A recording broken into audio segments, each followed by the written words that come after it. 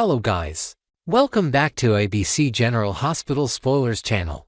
Today, we will learn about the issue that has shaken the very foundation of one family's legacy and revealed the dark undercurrents of betrayal, lies, and vengeance. This is the story of Marco, his relentless pursuit of the truth, and the shocking revelations surrounding the death of his mother, Natalia. Marco never believed that his mother, Natalia, took her own life. Despite the police ruling it as a suicide by overdose, Marco couldn't accept it. His gut told him something was wrong, deeply wrong. Natalia wasn't someone who would give up. She was resilient, strong-willed, and sharp. The official version never sat right with Marco, and the thought haunted him day and night. He was obsessed with finding out what really happened, even if everyone around him had moved on or accepted the verdict. Determined to uncover the truth, Marco went back to the room where Natalia died. It was quiet, cold, and filled with the lingering emptiness of tragedy. He searched every inch of it, drawers, boxes, papers, anything that could give him a clue. After hours of digging, he found a folded piece of paper tucked behind a loose panel in Natalia's closet. It was her handwriting. Shaky, hurried, almost desperate. The message was clear. Sidwell wants to kill me. I'm scared. If anything happens to me, it's him. Marco stared at the words, numb with shock and fury. Sidwell, his own father. In an instant, everything changed. The image Marco had of his father was shattered. He raced to confront Sidwell, storming into his office like a man possessed. Marco didn't hold back. He slammed the note onto Sidwell's desk and demanded answers. Sidwell, calm as ever, looked at the note. He didn't deny it. He didn't spin it. Instead, in a voice cold and without remorse, he admitted it. Yes, he had Natalia killed. He had her watched. He had her cornered. When the threat became too big, when he feared she might talk to Sonny or the authorities acted, Natalia knew too much. She had uncovered secrets Sidwell had buried deep.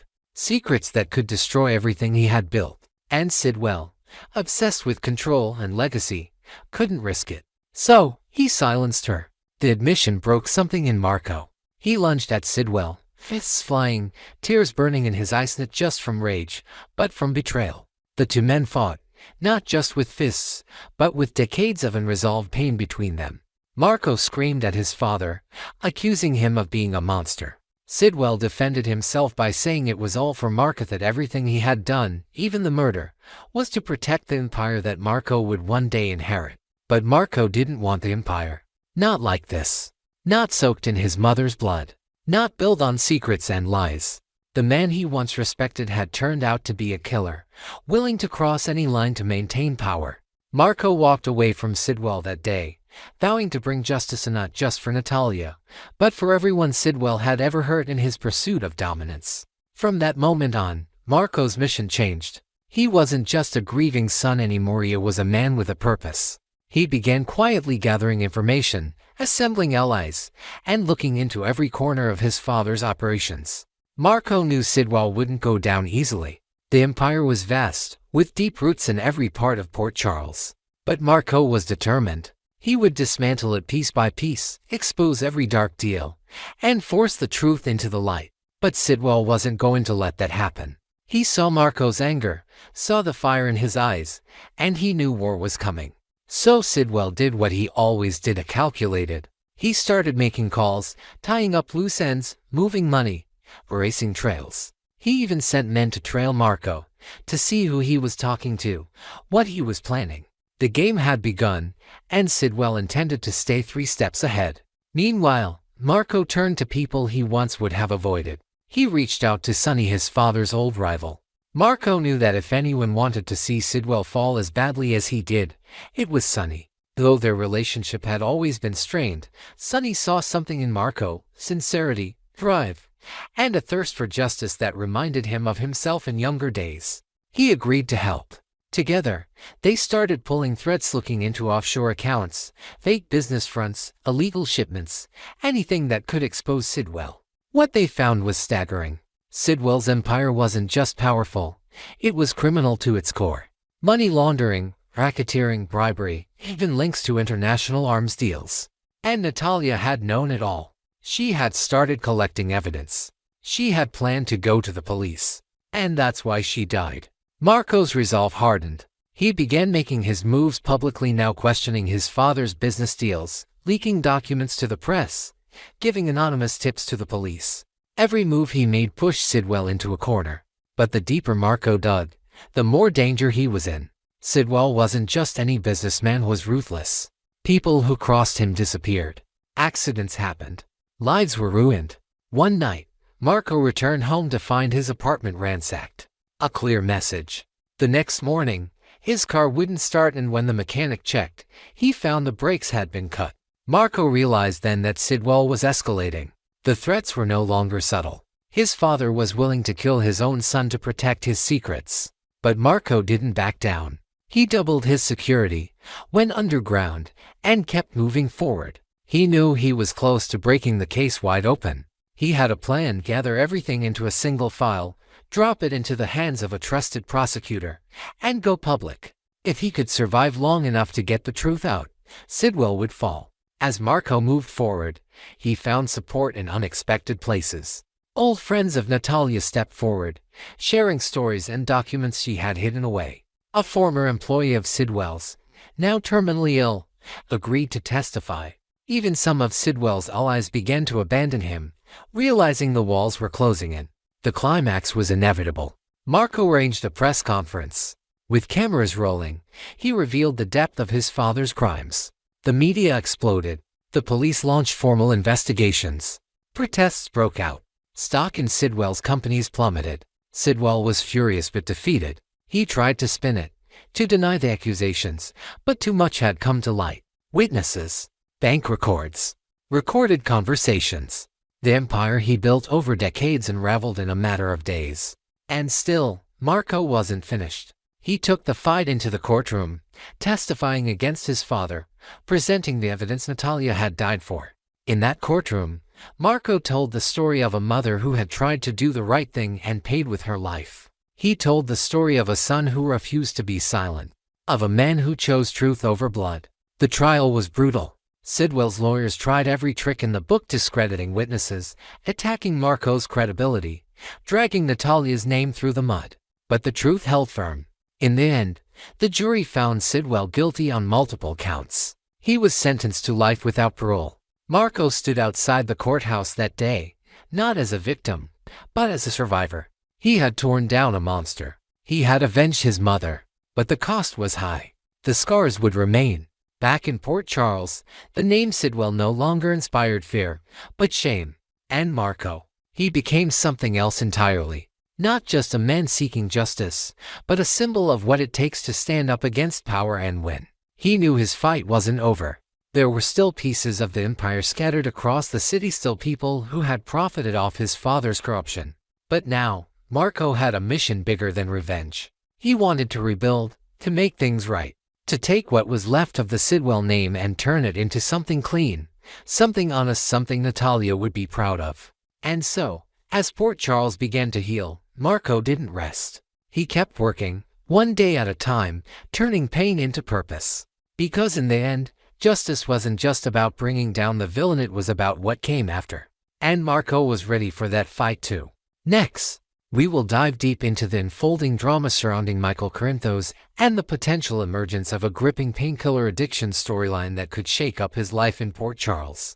With whispers of custody battles, hidden struggles, and emotional turmoil swirling around him, Michael's journey promises to be a roller coaster of emotions.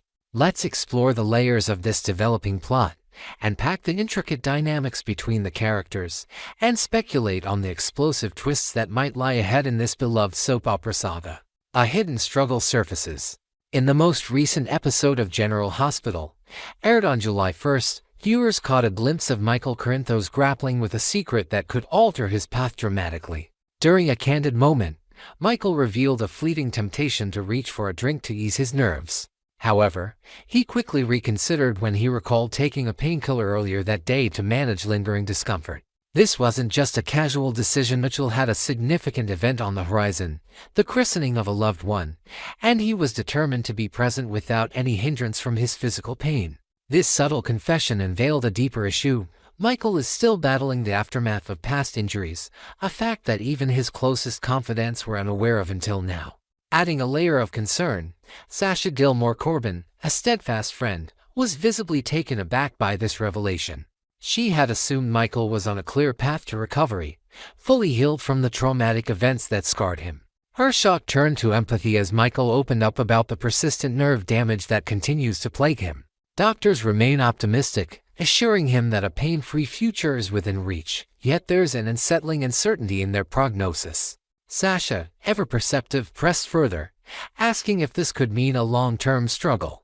Michael downplayed the severity, contrasting his current pain with the intense agony he endured immediately after the devastating fire that left him scarred. But beneath his brave front lies a troubling reality. Could this hidden battle with pain be the first step toward a dangerous dependency? The seeds of addiction. As the episode unfolded, it became increasingly clear that Michael's reliance on painkillers might not be a temporary fix. The christening, meant to be a joyous occasion, served as a backdrop for his quiet suffering. He admitted to needing the medication to get through the day, a confession that raises red flags about how often he turns to pills for relief. The possibility of addiction looms large, especially given the emotional and physical tolls of his past. Imagine the pressure of wanting to be at his best for family celebrations while secretly wrestling with discomfort. Could this push Michael to lean on painkillers more frequently than he intends? Sasha's reaction added a poignant touch to the scene. Her concern wasn't just about the physical pain but the potential emotional fallout. She knows Michael's history, the losses and traumas he's endured, including the fire that nearly cost him everything. Her gentle probing hinted at a fear many viewers likely share. What if this pain doesn't subside? What if Michael, in an attempt to cope with both physical torment and the weight of his responsibilities, begins to see these pills as a crutch? The storyline subtly plants the seeds of a darker arc, one where Michael might spiral into dependency without even realizing the depth of his predicament. A custody battle on the horizon. Michael's personal struggles are only part of the storm brewing in Port Charles. With full-time custody of Wiley and Amelia Corinthos, Michael is stepping into the demanding role of a dedicated father. On top of that, he's expressed a heartfelt desire to be a significant presence in Daisy Gilmore's life, navigating the delicate balance of co-parenting with Sasha. His plate is overflowing with familial obligations, each one requiring emotional strength and physical endurance. Could this mounting pressure be the catalyst that drives him further into the arms of painkiller dependency? The thought of Michael, a character known for his resilience, crumbling under the weight of fatherhood and pain is a heartbreaking yet compelling direction for the show. Enter Willow Tate and Drew Kane, two figures who have their own axes to grind in the ongoing custody saga. If Michael's potential addiction becomes public knowledge or worse, spirals out of control, it could serve as a powerful weapon for Willow and Drew in their quest to gain custody of the children. Picture a courtroom drama where Michael's personal struggles are laid bare, casting doubt on his ability to provide a stable environment. Willow, driven by her protective instincts, and Drew, fueled by a mix of ambition and unresolved tension, might seize this vulnerability as their chance to tip the scales in their favor. The stakes couldn't be higher, and the emotional fallout of such a battle would ripple through the entire Corinthos family. An alternative path to darkness. There's another angle to consider in this intricate web of drama. What if Michael's addiction storyline doesn't emerge from his current pain but from a devastating blow yet to come? Rumors are swirling about a potential scandal involving Judge Eva Heron and allegations of bribery that could upend Michael's custody arrangement. If this comes to light, the loss of Wiley and Amelia could shatter Michael's world, stripping away the stability he's fought so hard to maintain. Imagine the despair of a father who, after pouring his heart into raising his children, finds himself on the losing end of a legal battle tainted by corruption. Such a crushing defeat might drive Michael to seek solace in painkillers, not out of physical necessity, but as an escape from emotional devastation. This alternate scenario adds a layer of tragedy to Michael's arc. The idea of him turning to pills not as a coping mechanism for pain, but as a way to numb the heartbreak of losing his children paints a starkly different picture. It's a descent into darkness born from betrayal and loss rather than physical ailment. The writers at General Hospital have a knack for weaving emotionally charged twists, and this could be a masterstroke showing how external forces, beyond Michael's control, push him toward a path he never envisioned. How will he climb out of such a pit? And who will stand by him when the world seems to turn against him? The ripple effects on Port Charles.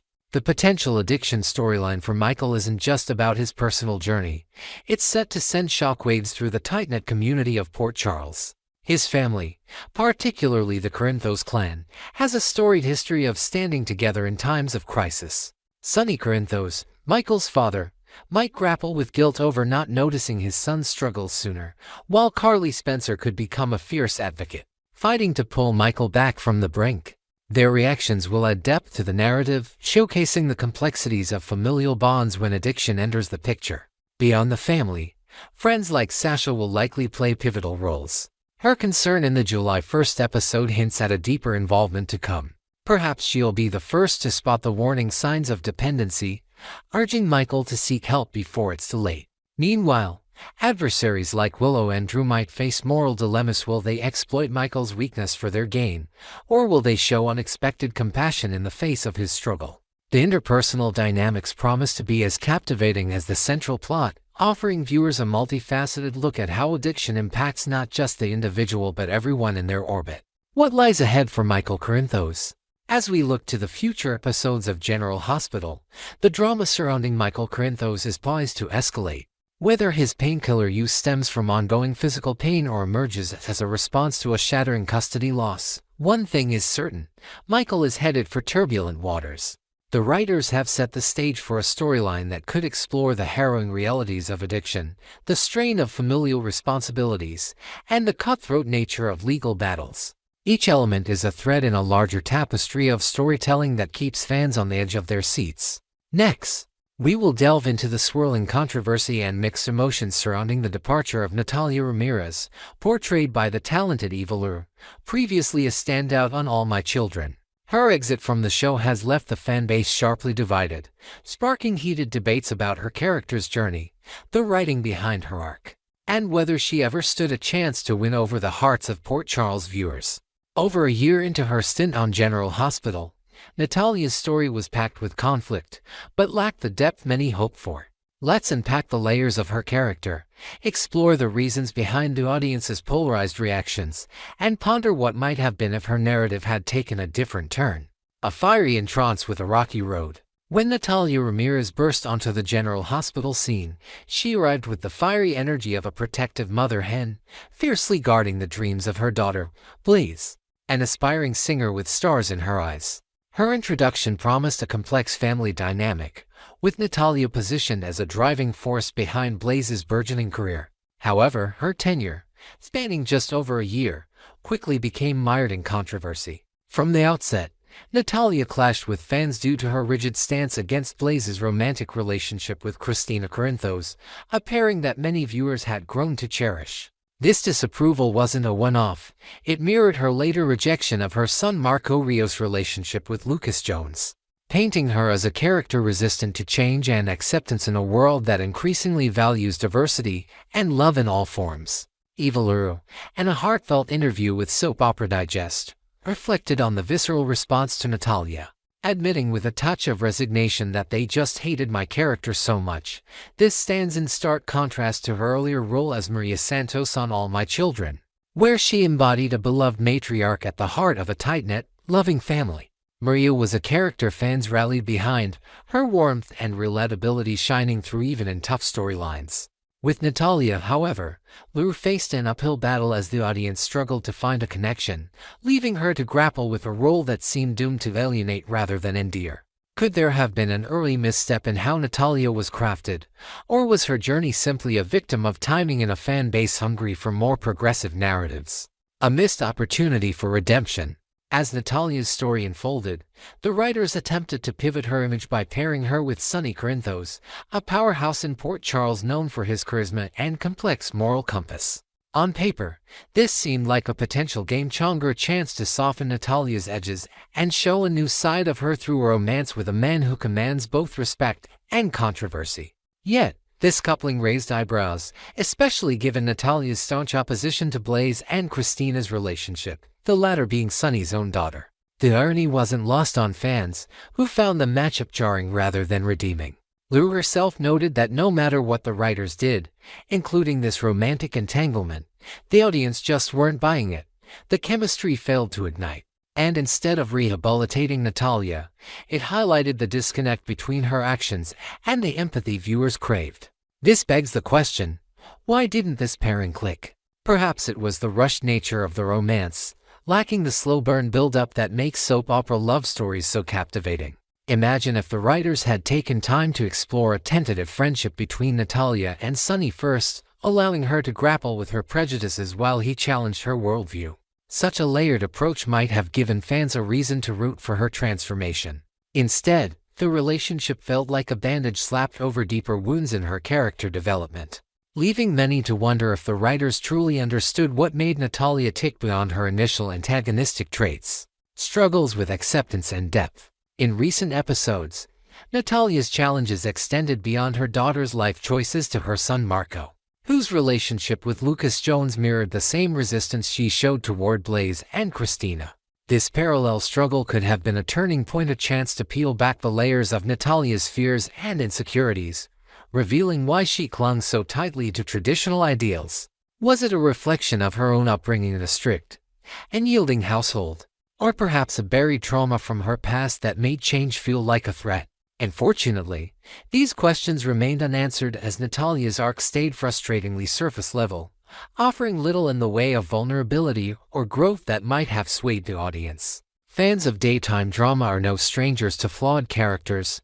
Many of the genre's most iconic figures have been villains or deeply imperfect souls who still captured hearts through their humanity. Think of the notorious villains who've graced General Hospital over the years, actors who committed heinous acts yet revealed flickers of regret or tenderness that made them relatable. Natalia, however, lacked that whimsical charm or raw emotional depth. As Lure pointed out, she was written in one dimension, with no warmth for viewers to latch onto. Even a late reveal about Natalia being a repeat DUI offender, which might have been intended to elicit sympathy by showing her personal demons, fell flat. Instead of humanizing her, it further distanced fans who saw it as a cheap plot device rather than a meaningful exploration of struggle and redemption. Why Natalia couldn't gain traction? The core of Natalia's inability to resonate with the General Hospital audience lies in the missed opportunities to make her a multifaceted character. Soap opera fans are forgiving when they can see themselves or at least a shred of universal truth in a character's journey. Natalia's story, however, felt like a checklist of conflicts without the emotional glue to hold it together. Her disapproval of her children's relationships could have been a window into her own fears of losing them, perhaps tied to a backstory of abandonment or betrayal in her own life. Instead, her objections came across as cold and judgmental, devoid of the nuance that might have sparked empathy. Even in moments where she could have shown vulnerability, like grappling with her past mistakes or the weight of her DUI history, the narrative failed to dig deeper, leaving her as a caricature of opposition rather than a fully realized person. Compare this to other controversial figures in daytime history who've managed to win over skeptics. Often, these characters were given moments of levity or humanity, a quirky habit, a tender memory shared with a loved one, or a selfless act that contradicted their darker deeds. Natalia was denied such complexity, trapped in a cycle of negativity without a counterbalance. It's little wonder, then, that even pockets of fans who appreciated Luru's performance struggled to rally behind the character. The actress herself acknowledged having a blast returning to daytime, savoring the chance to dive into a new role. Yet even her enthusiasm couldn't fully bridge the gap created by a story that felt underdeveloped from the start. Fan reactions and Luru's perspective. The fan base's division over Natalia Ramirez is palpable, with online forums and social media buzzing with opinions ranging from disappointment to outright frustration. Some viewers empathize with Luru, arguing that the actress did her best with a character who was written into a corner from day one. Others feel that Natalia's exit was inevitable, a natural consequence of a role that never found its footing in the intricate tapestry of Port Charles. Luru's candid admission that fans hated her character has only fueled these discussions, prompting reflection on whether the audience's reaction was truly about hatred or simply a yearning for something more from Natalia's arc. To be fair, there were indeed fans who rooted for Natalia, drawn perhaps to Luru's undeniable talent or the potential they saw in a mother fighting for her children, however misguided her methods. A small but vocal group lamented her departure, wishing for a rewrite that might have showcased Natalia's softer side, perhaps through a storyline where she reconciles with Blaze and Marco. learning to embrace their happiness as her own. Yet, as Laura noted, there weren't enough supporters, nor was the character's story fleshed out sufficiently to secure her a lasting place in General Hospital's ever-evolving landscape. The actress's gratitude for her time on the show shines through, a reminder of her professionalism even in the face of a challenging reception. Looking back and moving forward, as we bid farewell to Natalia Ramirez, it's worth contemplating what might have saved her from becoming a polarizing figure. A deeper dive into her backstory, perhaps revealing a past love or loss that shaped her rigid outlook, would have provided the context fans needed to understand her. Alternatively, a gradual redemption arc, where she actively works to mend bonds with Blaze and Marco through small, meaningful gestures, might have turned the tide. Imagine a scene where Natalia, after a heated argument, shows up at Blaze's performance with a hesitant but genuine smile, signaling the start of a healing journey. Such moments could have given viewers a reason to invest in her growth, rather than writing her off as unlikable. For now, the chapter on Natalia closes with a mix of regret and curiosity about what's next for Eva Lura. Her reflections on the role highlight the unpredictable nature of soap operas, where even seasoned actors can find themselves at the mercy of audience sentiment and creative choices. What do you think of Natalia's departure and Lura's assertion that fans harbored such strong dislike for the character? Did you see untapped potential in her story, or do you feel her exit was the right call? Drop your thoughts in the comments, and stay tuned to our channel for more updates on the ever-dramatic world of General Hospital, where every goodbye opens the door to a new beginning.